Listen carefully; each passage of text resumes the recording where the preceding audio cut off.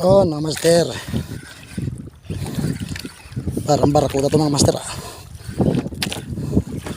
Shout out kay Eastern Tackles sa hybrid na Infinity.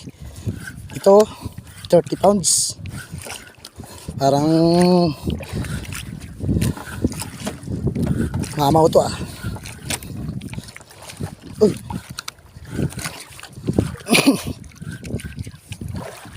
Yan mga master, kapison tayo. Diba yung bagong gawa na kwan ngayon, hybrid na copolymer na Infinity. Sinubukan ko kaninang isagi sa simento na makapal. Hirap magpan, hirap maputol, gas-gas lang. Yan 30 pounds yung gamit ko. Tapos ito, yun, humila na. Ano kaya to? Ang layo na mga master. Ay sa ako na. Sa ako umabot ka siguro. Yun, kasama natin si Master Joseph. Wala kaming magawa ngayong Pasko. Na board. Fishing na lang. Yan Ay, malapit na, malaki. Uy, malaki mga master. Malaki mga master. Ano kaya yan? Uy, barakuda. Barakuda mga master. Abot yung say mo. Agimat jig. Yung gamit natin. Yun, barakuda. 30 pounds na kwan. Yung papel sa atin ni Eastern Tackles. So, yan, barakuda yung huli natin. Baya na boy, baya. Yun, nagkasabitan pa kami dalawa. Yun, laki ng barakuda mga master. Around 3 kilos siguro to, 4.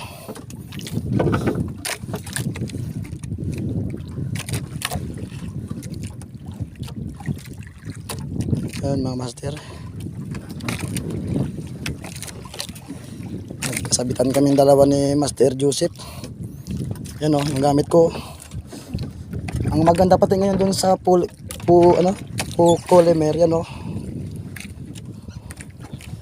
kahit magasgasan siya, hindi siya napuputol. Trinay ko kanina sa bato, ginanon ko. Ayaw talaga. Yan mga master nakuha ko. Tapos yan yung bago kong gawa na assist hook na Gap R from BKK. Nabili ko kay Fishing Bila. Ganda ng tama yun yun, agimat jig. Gida move. Laki. Laki ng barakuda mga master. Power, power. Power master. Yare, watch out master. Shout, uy. Si Joseph na ang malakas. Yun power. Ang ulam na barakuda. Yun mga master. Hirap makuha ng hook natin, nagawa. Yun nadiin talaga sa loob. Yung Gap R ng BKK. Yun. Power. Okay na yan. Kayari din.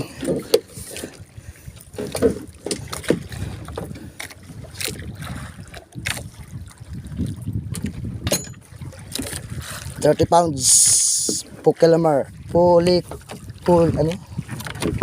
polymer na Infinity. Power kaayo tapos ganda sa tubig, hindi siya makita pag nilagay mo parang tubig din yung kanya datingan. Kaya yung makikita lang talaga ay kwan, yung lure. Fish on na naman mga master, malit lang siguro to. Malit lang to. Bigat eh.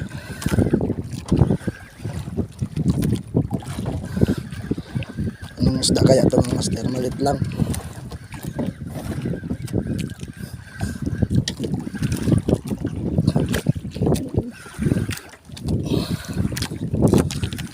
Hindi talaga siguro makita tong Pocolemer na Infinity na hybrid oh. Ang bagong gawa ni Eastern Tackles. Salamat pala Eastern Tackles sa pagpagamit ng produkto. Yun oh. Unang field test. Nakabarakuda na kanina. Di naputol. Trinay ko kaninang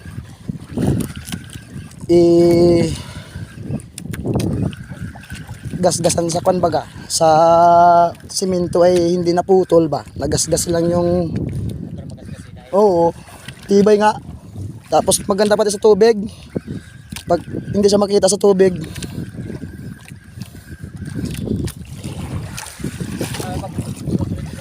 Bagong labas to, pinapagawa pa lang, niluluto pa lang yung templada nitong Infinity na bago na hybrid. Ha? Ayun binigay nga sa akin, no, 30 pounds lang oh. Tapos ito gamit ko 40 pounds na leader line. Ay hindi, braid line pala. Ay may isda nga. Gumalaw eh. Baka barakuda to.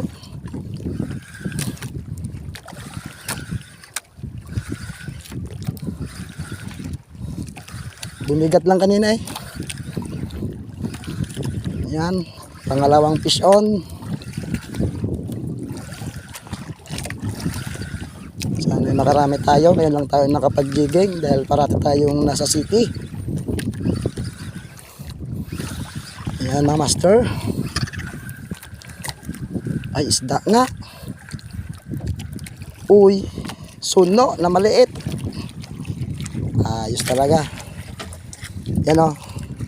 Masarap na tinula. Grouper.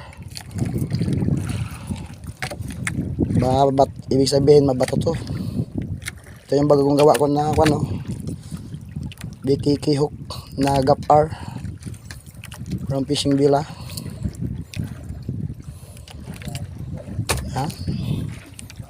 Nakadalaman tayo mga master. Ano, agimat jig. Power, power. Ito yung ano, bagong product kay Eastern no. Malambot.